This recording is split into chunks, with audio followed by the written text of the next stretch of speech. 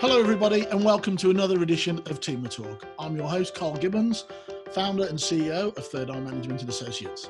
And joining us today is Diane Pisani. Diane is the CEO of Your Home Watch Professionals, which is a training company geared totally to the home watch industry.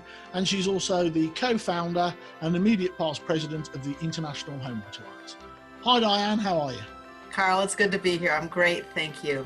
Diane, just first of all, before we go anywhere, just explain to our viewers what's Home Watch? What does that mean? We in the world of Home Watch are in charge of looking after the unoccupied homes of our seasonal residents. You and I both are broadcasting from Naples, Florida, where we have a high percentage of part-time homeowners.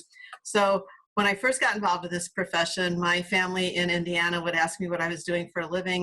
And I told them, it's like, I flush other people's toilets for a living. And Right. Some seemed surprised, but some did not seem surprised. But we are, in reality, the Home Watch professional is the epitome of customer service.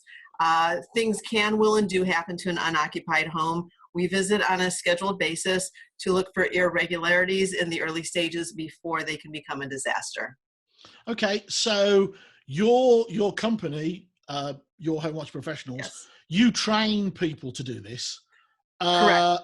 So why do you need to train somebody to watch a home? I mean, like, yeah, there it is. I can see it from here. There's the brick and mortar. It's all good. So, what's the training there? So you mean because you live in a home, you think you could watch somebody else's, huh? How difficult can this be? What could possibly go wrong? Oh. I did start literally flushing toilets in the field. I've been in the profession of home watch since 2004. Quickly recognized that it was totally the wild, wild west out there.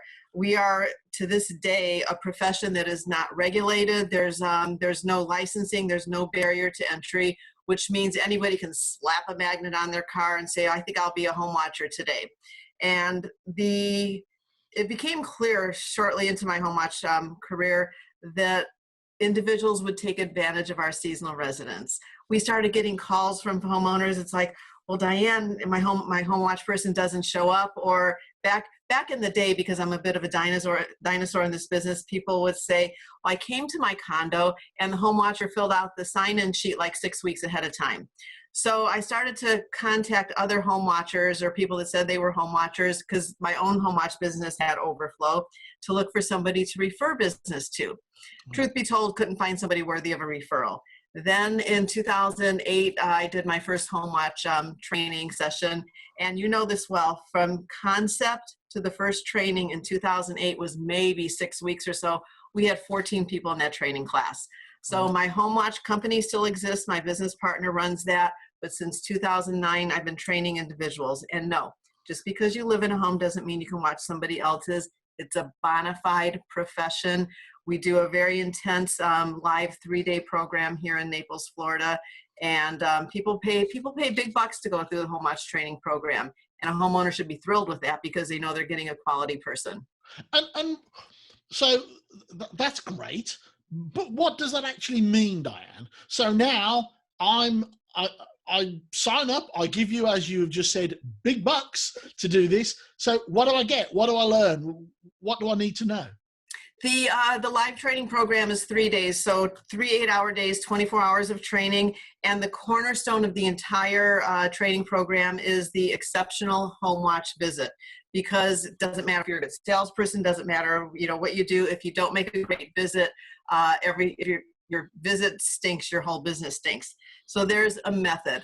I teach the water zone home watch method. We teach people about the operations of a home, how to conduct a proper visit, how to report appropriately. During that time in training, also, I bring in a variety of other experts in their field to lecture the class, including the fields of air conditioning, plumbing, mold remediation, accounting, insurance, and a wonderful business coach presentation. So they leave well-rounded with everything they need to start their own home watch company, including the contract forms and all of the accessories that they need for their home watch business. It's as you know, Karl, it's a relatively low cost of entry into a profession that is growing by leaps and bounds. Right. And so what I'm hearing is like business in a box. Business in a box. You're absolutely right. Come to you for 3 days. You put all the pieces of the jigsaw puzzle together. It all now starts to make sense. When I leave, I can hit the ground running. Is that right? Correct. Okay. So where does this go? Because you say you're based down in Naples in Florida. Correct. But isn't there home watch needs in the Carolinas, in Texas, in Colorado, in Arizona, in any resort town, basically? Really, you're 100% right. In any seasonal town, without a doubt. I have trained throughout the state of Florida. I've had folks fly in for my training. In fact, the most recent class, we had somebody from Maryland here. We had somebody from Arizona, but still, my main draw has been Southwest Florida, or the state of Florida. Right. I've had in my head for more years than I want to tell you that I clearly also saw the need to have an online training program. And I would get it started, the live training program would take my time, a variety of reasons it didn't get off the ground. Well, as recently as just a few months ago, I had my 90-day plan, everything in order. The gentleman who's helping me with the learning management system is there. We're getting ready to launch the e-learning, put it on a 90-day plan, on a 90-day to 120-day plan. Well, that was all hunky-dory until, oops, we're in a pandemic. Right. Nothing like a deadline to get somebody in gear. Right. But doesn't that affect home watch? I mean, isn't that when something like, doesn't home watch kick in now because there's a travel ban, right? People Yes. don't travel. So presumably the people that have homes in Florida, in Naples, at the resort there, they've either gone back home because, as we all know, everything's been shut down, or they didn't come at all.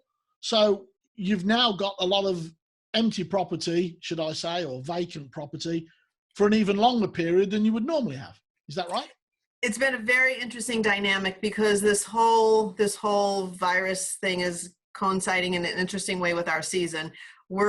This broadcast is taking place in April, and a lot of our folks would leave in May or June. So it's lining up with the time that Home Watch starts to kick into our season of service. So yes, our services are more important than ever before.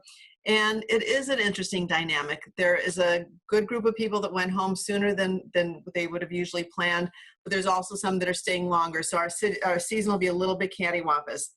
But everything remains the same for the importance of Home Watch, because when they do leave, if that home is unoccupied and nobody's watching it, damage happens. Earlier, before our interview today, I just did a pretty informative video about humidity damage. And we're in Naples, Florida, Carl. We know what the humidity is like in the summertime. Right. And we know what air conditioners do. They cool your home and they break. Yeah, right. Yeah, you're telling me. I bet you've never had that experience, have you? Only 2 weeks ago, right? and we're humid here all the time, so mold can start to grow. $7,000 plus lighter. I now have a new air conditioning unit. Yeah. But you're absolutely right. It's very seldom an inexpensive repair, but even more expensive than replacing the air conditioner is coming back to mold damage. Right. So I know any of us that live here, you have neighbors who are seasonal. We all have neighbors. And a lot of them will leave in May, come back in the fall, usually in October. And I'll tell you, if that air conditioner broke in June or July, or if they had a home watcher that didn't know how to maintain the proper humidity, they're going to come back to a home that's either damaged or destroyed by mold in all likelihood. Sad but true also, there's language in the insurance policies that will make it very hard to get a mold claim paid, especially if you can't prove you've had a home watcher looking after your place. So those kind of things absolutely happen, and it's serious stuff. So a few moments ago, you were talking about your taking your program online, and that piqued my interest, because I'm listening to you talk and I'm thinking, well, why have I got to come all the way to Naples, Florida if I live in Colorado? If I live in Aspen, Colorado, why have I got to schlep all the way down to Naples in Florida? What's wrong with like we're doing it now? Why can't this whole program go online? It's in the process, and by the time people are listening to this, it may not be 100% available, but that will be out there in the very foreseeable future. I mentioned that I had a 90-day business plan, which has been consolidated to about a 2 to 3 week business plan. And if there's anything I've learned as a longtime entrepreneur that sometimes gets in my own way, is that perfection is the enemy of good enough. So I will put out a very good product that will always get improved, but we're ready for the online training, and the e-learning is what it's appropriately called, and that's going to be the Home Watch Academy. Right. Not only will it give home watchers an opportunity to get the initial training, the exceptional home watch visit, and the like, but it will be an ongoing resource for new home watch professionals as well as current business owners. Okay, so in my introduction, I talked about the IHWA, the International Home Watch Alliance. Yes. What's all that about? The International Home Watch Alliance is our professional organization, and it's a not-for-profit professional organization, much like a Chamber of Commerce. The goal there is recognition of true home watch professionals who are properly trained and credentialed. So a home watch company can join the International Home Watch Alliance. They go through an approval process for their business. Then the business owners and the reporters can take the certification test to earn the designation of Certified Home Watch Reporter. Okay, all right, and that's, well, the International Home Watch Alliance. Presumably, it's international, right? It's all over. It's not just for Florida. Is where I'm going. No, by no means. So we're across the borders, across the country, across the borders, and we're a newer organization, and with a clear vision. We're about education, advocacy, and innovation. And in our couple of years in existence, we have risen to the occasion on everything, from being there for the home watch community when Hurricane Irma came a couple of years ago, to being spot on during this current disaster or situation we're going through. And we have good advisors. You're on the International Home Watch Alliance's advisory group. We have our attorney there. We have people that are there to answer the questions of the needs of the Home Watch members and the Home Watch community. Okay, so you talked about the coronavirus and the pandemic that we're currently in. We can't avoid that. So let's switch tack a little bit now, and let's talk about that. So what plans is Diane putting in place in her business to continue her service for her customers during this lockdown, and while we're in this state of, well, frankly, panic is where most people are? Yeah, it's a state of panic. There's no doubt about it. In my personal business here as a training company, this gives me the opportunity to know that, darn it, I wish I would have had my e-learning system going a few months ago, but it is what it is, or a year ago. And the stars did not align. They've definitely aligned. I work well under pressure. So it's given me the opportunity to have to stay in place like most of us do right now. So guess what? I'm getting a lot of work done. And the market is there. I'm also busy answering the needs of graduates of my Home Watch training program, as well as the members of the International Home Watch Alliance. But for Diane personally, it means focus, and it's a whole new day. We're operating very differently. I mean, I'm coming to you today from my business office. It's very rare that I have so many quiet days here. There's been no visitors. I'm terribly busy, but not busy in person, and that's one of the toughest things for a lot of us, I think. All right. So what do you think is important from a business owner's perspective during this period? Where's your head now? All of us, and I've been an entrepreneur and business owner since 1986, so it's not my first time. I was self-employed during the Gulf War. I was self-employed during other downturns in the economy. I was self-employed during September 11th. We will get through this. We will get through this too. The good doesn't last forever, and the bad doesn't last forever. And we who are business owners and leaders in an organization or a community, we are putting our best foot forward. There's no doubt about that. But let me just speak for Diane here. None of this is easy. Does not matter if you're going through a rough time. We're quarantined right now. We have stay-at-home orders. We're doing we're living in a very different world. Some folks are working at home that have never worked at home before. It's freaking stressful. That's all there is to it. I've had my tough days. I've had my meltdowns. It's okay. It's okay to be vulnerable. Have a entrepreneur running buddy or somebody that you can just talk to about it. It's going to pass and we're going to survive. That's all there is to it. But the difference is, and I heard this on G-Team Radio when you were talking to Karl Gould today or yesterday, whenever that was, how we Karl act. Gould. Has he become a sir overnight? I didn't know he'd been up to Sir Karl Gould. I'll have to phone the Queen. Did I say sir? You did, yeah. I didn't know he'd been knighted. Hell, I don't have a knighted. Say, sir, I'm going to have to listen to the recording of this. No, to Karl Gould. But I heard you guys, and it really rang home to me, and it kicked me in the butt. It gave me a little bit of tough love. How we as business owners act in this next month is going to make all the difference in the world. Right. I have my pity parties. Trust me, I've been invited to my own pity party, and it is not a nice place to be. I snap out of it however I have to, and you get your butt back to work. And it's learning, Karl. That's what you're telling us. Fix it, do it differently, adjust, pivot, do whatever the heck you have to do. Right. So what does Diane think is going to change after the lockdown? How's business going to change? What's the landscape for the entrepreneur and business owner going to look like?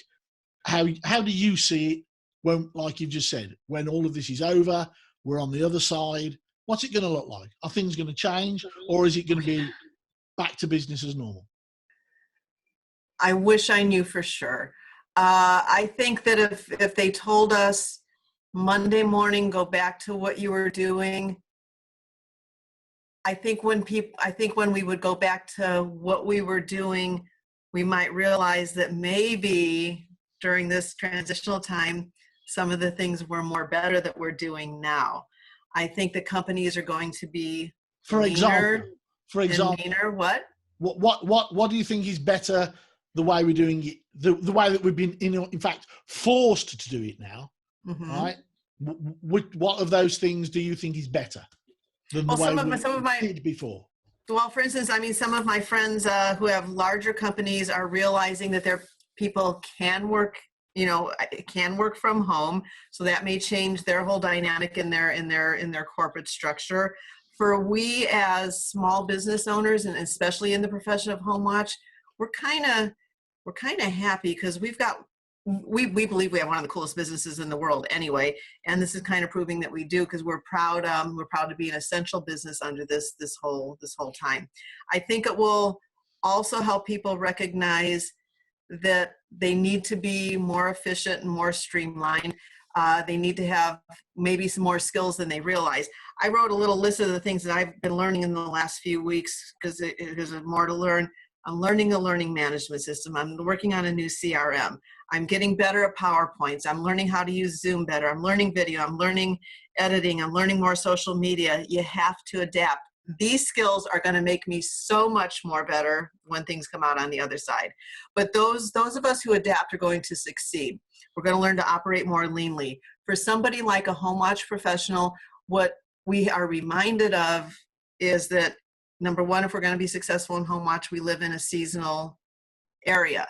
We need more than one hustle, more than one gig. You need more than one thing to do. So that's hitting home right now too. But there's a lot of strong entrepreneurs, and the strong are not only going to survive, they're going to thrive like crazy. Right. Okay. All right. So we've talked about Diane's entrepreneurial journey. We've talked about the current pandemic. Let's dig in, and let me throw you a few curveballs, and let's see where we go from there. Oh, buckle up. Yeah, strap in. You knew it was never going to be an easy ride. Yeah, you told me I would not know any of the questions ahead of time. You knew it was never going to. Okay. So what's the best piece of business advice you've ever been given? Give to who? The entrepreneurs in general? No. What's the best piece of advice regarding business? What's the best piece of business advice you, Diane Pisani, have ever been given? Have ever been given? Yeah. Ooh. The reminder, which is often take your time. It's okay. You just take your time. Okay. Let me think. No, a ton of business advice. The reminder that has more than once come from you is that perfection is the enemy of good enough. And that's been a very hard one for me, I have to learn to, I personally had to be taught not to overthink things, but also I learned from a lot of my colleagues out here, it's in the giving, it's in the paying it forward. I'm listening to Simon Sinek's book right now, The Infinite Game. Man, if you business owners, you're either running the finite program or the infinite program. And when you're in the infinite game, you make decisions very differently. You give. And one of the best mantras in my business life that came to me years and years and years ago is do the right things long enough and the money follows. The minute you put the money first, you're in the finite game, period. If you're in the infinite game, that's what you do. You do the right things. And that's that. And the occasional tough love to tell me to quit procrastinating is what's very important to me. Okay. All right. So what's the biggest misstep or mistake you've ever made in your entrepreneurial career or in your business? Ever. EVAH. EVAH exclamation point. Yeah. I really did not see that one coming. In all honesty, I live in a world where I don't really know that I have any mistakes. I just have lessons. And I've had a lot of lessons. And so that's the smart ass answer. Now give us there's one. There's that one that never leaves you, you never forget. I agree that they're all lessons. I totally agree with all of that. You didn't like that answer, did you? It doesn't matter whether I like it or not. I mean, I'm just here to prod and poke and be the master inquisitor. See, I don't know that it's a mistake, but it's one of my personality traits or flaws. Sometimes I've over trusted the wrong people. Okay. All right. And that's a lesson. That's a lesson. So, okay, with that, we say trust and verify. So I sometimes trust and I don't verify. See, there you go. All right. That was painful. Good. Ouch. Good. Ready for the next one? No, right. Are we done yet? So what do you think new owners, new entrepreneurs, people that are just starting out, I totally support your vision of this current pandemic is going to not only sadly see the demise of some businesses, that's just the way of the world, but it's also going to create a whole lot of new ones. Okay. Where should they spend most of their time? They're starting out now. What should they focus on? I mean, the big answer is learning. And another answer is going to be benchmarking. When you go into the category of do the right things long enough, the other category that follows there is find what you love to do and what you're good at. Do what you're good at. And again, Karl, you've taught us this part. Give the things that you're not good at to people who play at it. You know, people like me should not be doing bookwork and accounting. I can't do that, but I know what I'm good at, and I definitely know what I'm good at.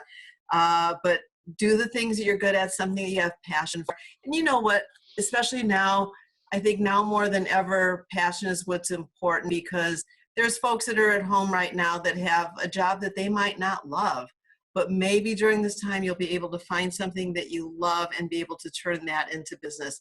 Don't doubt that you can. There's plenty of room in the arena. There is plenty, but get some good authors, read your Seth Godins, read your Simon Sinek's, get some good books. Learn new stuff. Victor Antonio is one of our folks that are oftentimes on the show with you. There is a boatload of training available now more than ever, either cheap or free. Invest in yourself. Okay, good. Don't be afraid. I like that answer. Now, there is an entrepreneur out there that doesn't have moments of self-doubt. Oh, yeah. When that little imposter sits on your shoulder and goes, no, don't do it. How do you get around that? How does Diane get around self-doubt, those moments of self-doubt? Who says I get around it? Don't you? I mean, I've been self-employed since '86. It is still tough. And my first business that I had was a travel agency, and this sold only cruises. And that first year, people would say, "Diane, how's it going?" And I would say, "I'm building an empire." I was lying through my teeth. I wasn't building an empire. I was trying to stay awake because I didn't have any clients. But you get through that first year, and I remember like it was yesterday. And it was my 1-year anniversary, and almost like magic, like the next day the phone started ringing. And it's like, did somebody put a billboard out there that said I made it that first year? Because you and I both know that when you do, you beat some odds. And it just got magical after that. Okay. Whatever level of success I've reached, and I am far, far from done, is for what I see as one reason and one reason only. Okay. I stay longer. All right. So a little earlier on in the previous question, you talked about the Simon Sinek's and the goings of this world. What book has had the biggest impact upon the success of your business or your career? There's a lot of them, but one of my favorites is I do like Simon Sinek a lot, but Start with Why. And that, you know what, and that's probably the other best thing to say. That's where people should start right now. Read his book, watch his TED Talk, which is one of the top TED Talks ever. Start with why.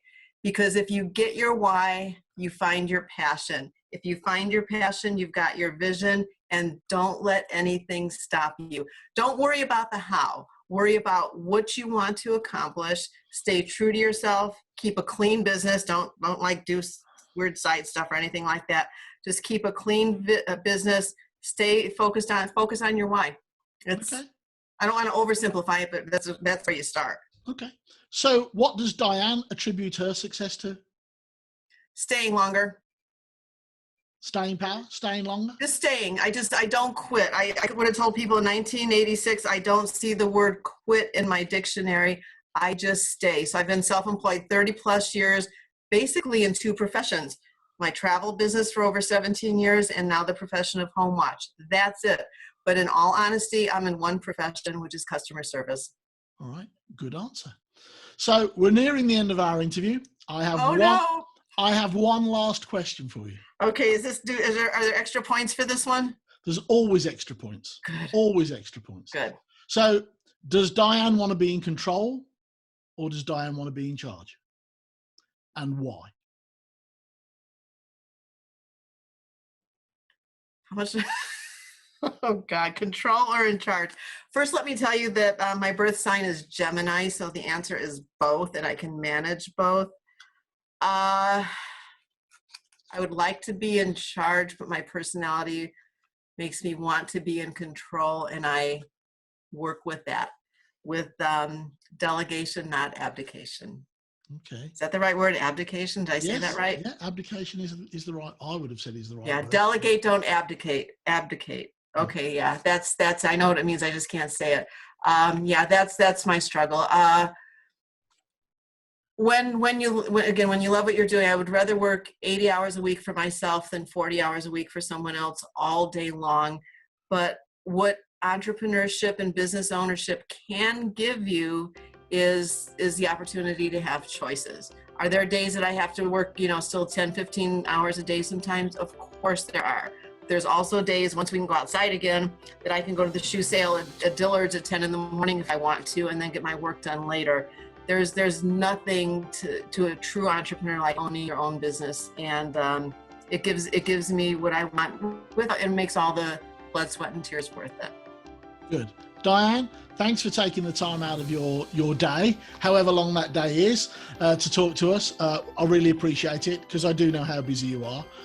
So that's it. That's the end of another TEMA Talk, everybody. Thank you all for tuning in, for watching, for looking. Thanks for Diane for her time. We really do appreciate it. You've had lots of little pearls of wisdom that you can all take away today and learn from. So with that, until the next time we meet, I want you to all stay home. I want you to stay safe and just be good to each other and be kind. And thanks, Carl. We'll see you the next time around. And with that, we're out.